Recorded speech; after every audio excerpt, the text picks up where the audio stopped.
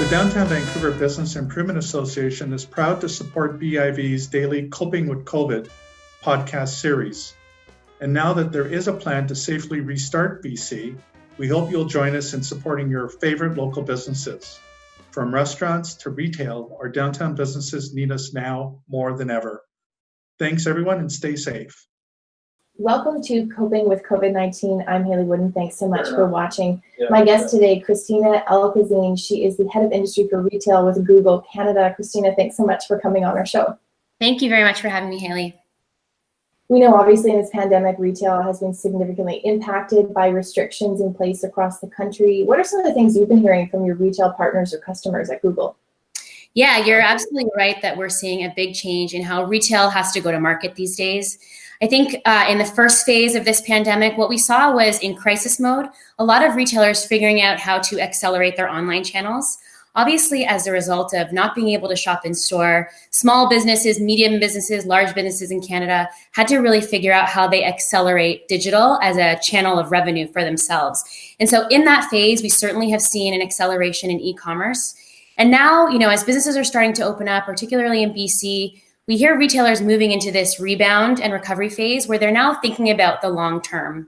And certainly as part of that, what we know to be true is that a lot of the fundamentals of retail haven't changed. However, we absolutely have to adapt to this new shopping reality. One of those examples is around curbside pickup. I mean, one of the things we always knew to be true in retail was you have to let customers shop how they want. And the idea before used to be that's either in store or online. With this new reality, it's a very big possibility people will want curbside pickup as a convenient option to not have to wait for delivery times and be able to pick up what they want, but in a safe way where they may feel more comfortable. We've seen at Google an explosion in interest for curbside pickup. Search queries for curbside pickup have increased about 70% within 1 week globally. And so it's one of those areas where we're seeing retailers do great at responding to what are really changing needs, even with those retail fundamentals staying the same. That's just one area. Very interesting. I know e-commerce, obviously, it was such a part of our lives pre-COVID, but even so, there were still businesses that maybe didn't have an e-commerce platform, maybe it didn't even have a website or were on social media. Do you think that that is a real viable possibility moving forward, or do businesses seriously need to develop digital strategies for the digital age? Yeah, it's certainly pre-COVID, e-commerce was one of those areas that was accelerating for retail. It was certainly seen as a growth area, but kind of increasing at a more steady pace. And in the last few months, that has really been more like a rocket ship. And so in the last 5 months, what we've really seen is like 5 years worth of digital transformation, particularly in retail. And we don't anticipate that consumer needs are going to change so much that we would now go backwards. And so to your question, do folks need to have a digital presence? The answer is yes. Now is really the time to lean into digital. We're seeing, an explosion in e-commerce. Even with things like curbside pickup, there's an opportunity for your customers to engage with you digitally and still shop physically. These are trends, like I said, we saw before. Canadians were always very in tune with digital channels, researching online, discovering new brands online. Now they can certainly transact online more often. The reality is, I think, we didn't anticipate what would happen as a result of COVID. We didn't anticipate this 5 years worth of digital transformation happening in 5 months. But the fact that retailers have risen to the occasion proves that there's a method. And certainly platforms like Shopify are creating a much easier way for some of those businesses that maybe aren't familiar with having a digital presence to now go online. One of the things we're encouraging retailers to do as shopping habits change is to do things that are simple, like update your Google My Business page, just to say you're doing curbside pickup. These are your hours. Be upfront about what your COVID response looks like. And so in terms of having a digital presence, it can take many forms, but certainly you have to have one today. What do you think are some of the biggest pain points faced by smaller retailers that have prevented them from really building that digital strategy or investing in their digital strategy pre-COVID? And maybe now they're realizing, okay, I have a lot of work to do, but I realize that I need to do it. What are the biggest challenges they face? Yeah, I think it has often felt like a big, scary thing you have to do to enter into an online world. I've been working in retail for a really long time, certainly started in the stores. and it feels very unfamiliar. But the way that I like to think about it is that in today's world, you have to think about your online presence being your flagship store. So if we think about brands having these like amazing experiences, they point to their best flagship store, downtown Vancouver, wherever it may be, we have to take those same fundamentals, but apply them to a website. And so what has been scary, I think, in the past and has been a barrier was, I think, just like a lack of awareness and lack of familiarity with the tools. Shopify, as I mentioned, is a platform that helps build that familiarity. But I think, now that we've sort of seen the ability for companies to accelerate during this COVID time, we're starting to see that customers will pick it up as well. And so, as I mentioned before, those same fundamentals are really important. If we think about things like, site speed as part of a really important part of your flagship store experience, we know that for every additional second it takes for a site to load, conversions will drop by 20%. So it's the same idea. In your flagship store, you wouldn't want people waiting around in line. They may exit the line. Even as it relates to personalization, lots of brands are used to doing personal fittings, personal styling, in-person consultations. We're now seeing companies like Indochino are moving to this like virtual styling appointment. And so we have proof now that personalization doesn't have to be physically in person. You can do it online as well. So I think, in terms of why brands may not have had a presence before, I think the idea maybe was that you could survive without it, that your regular clientele would be there for you and you could continue to transact in that environment. But the reality is today, we're even seeing searches for things like where to buy increase. So we know people are out there looking for brands that are selling the products they want in the way that they want. And certainly, as I mentioned, there's lots of proof that picking up some of these fundamentals we've always had, but in a digital space, are starting to be really successful.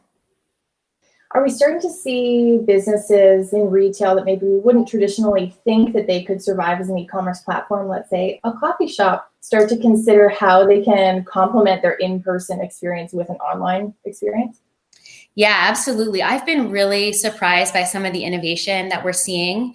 I think curbside pickup, as we talked about already, is one of those amazing ways. Lots of restaurants are doing things like turning their shops into marketplaces where people could shop for groceries. Meal kits, as an example from Loblaws, has been a really interesting one that we've now seen. And so the innovation in some of these spaces we didn't think about or anticipate is really starting to accelerate as well. One of the things we also look at is how can retailers use Google Trends and Insights in order to help plan their merchandising. So what we see today is maybe, more expected. We see a drop in things like business attire, formal wear. Just fewer people are searching for those things as people have started working from home. But there's opportunities out there. As you mentioned, like what we have seen is an explosion for things like hair clippers. That's a funny one, but it's obviously true. People can't get haircuts anymore. You've got to do it at home. Certainly an explosion in at-home workouts. And so, brands like Lululemon have done an amazing job pivoting their YouTube content to help people at home that are wanting to, work out, do yoga at home. We've seen an explosion in interest for things like dumbbells, as well as people shift to working at home too.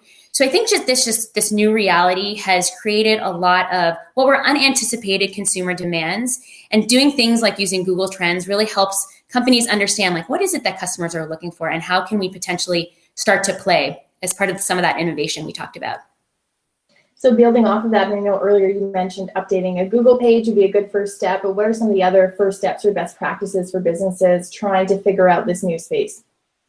Yeah, I think, one of the things that I work with retailers that I work with on is think about the assets you already have. What has always made you successful? Let's pretend it's personalization. Okay. If personalization has been what's always made you successful, how can we turn that into a digital opportunity so that you don't lose the ability to engage? From a very practical standpoint, updating Google My Business is a great idea. I mean, if you're someone right now that's looking for something you can buy, especially as stores open, it's likely people will turn to search and look for, where can they buy it? What's open? What are the hours? Are they doing curbside pickup?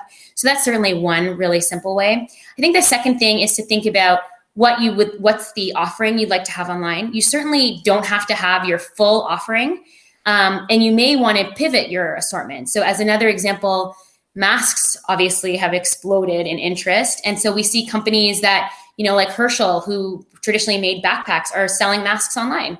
And maybe there's a portion of your assortment that you only want to sell online. And then I think, engaging a platform like Shopify to help you do something easy and get your business online quickly is a great way. Today, actually, Google announced a program called Shop Here, where we've invested $1 million to help small businesses in Canada get online. Today, the program is currently open in Toronto, but over the next few weeks, we'll be launching in other municipalities across Canada. And so in Vancouver, hopefully within the next few weeks, that will become available as well. That's really great to hear. For anyone who's not familiar with it, as it will be new for businesses in BC, what are some of the success stories that have come out of Toronto? What are some of the outcomes, I should say, that businesses have experienced as a result of being able to take part in that program? Well, the program is completely new. And so we've partnered with Digital Main Street to help get some of these businesses online.